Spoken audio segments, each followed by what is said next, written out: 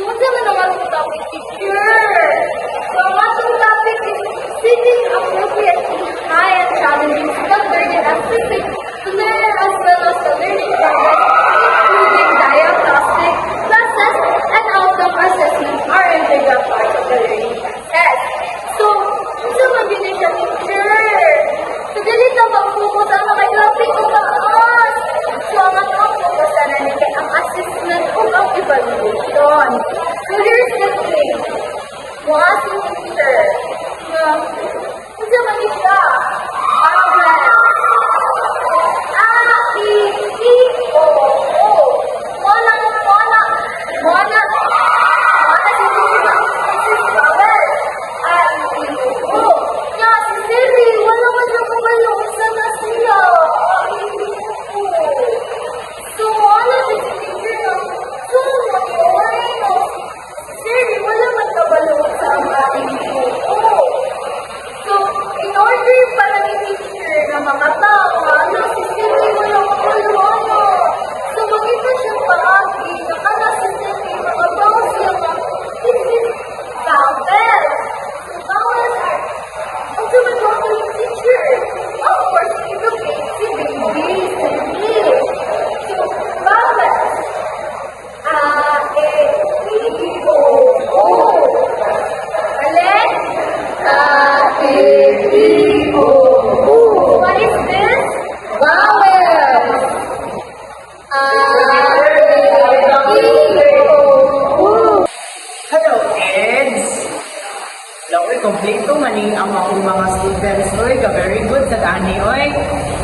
Ako day balik si Teacher Jeff and kay Bao ba mo kung unsa ang pinaka-importante sa lesson? Karon, sultian ta mo. Ang pinaka-importante sa usa ka lesson nako kay i-assess kung naa ba mo nakatunan sa atong lesson. Paghain ani nga mga examples. A, E, I, O, U. Kinsa man hibaw na ang musuhat og ingani nga letters. Hibaw pa? Sige. Ako na lang may suwat ha. Ingani ang A. Ang gamay na A. Ingani ang gamay na A. Suwat pa o ingana. Kaya, una ang gamay na A. Dayon, ikaw mo na B. Ikaw mo nagsuwat dali sa blackboard. Hibaw ba ka?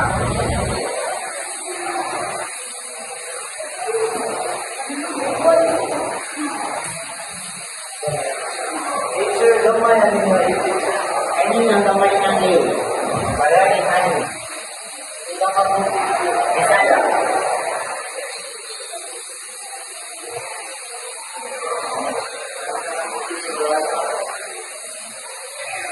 Very good, very good. Kaya kung students ay mauna, ang pinaka-important sa atong lesson kay i-assess kung nabay na mo ang mga students nato because para i-adjust na mo ang amo nga itudlo ninyo kung sakto ba or nabay uwang.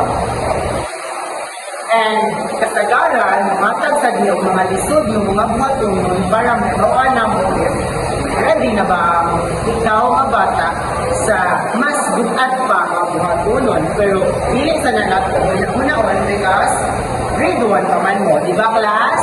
Yes, teacher! Very good! So, karon at na ta sa tuang activity. Yes!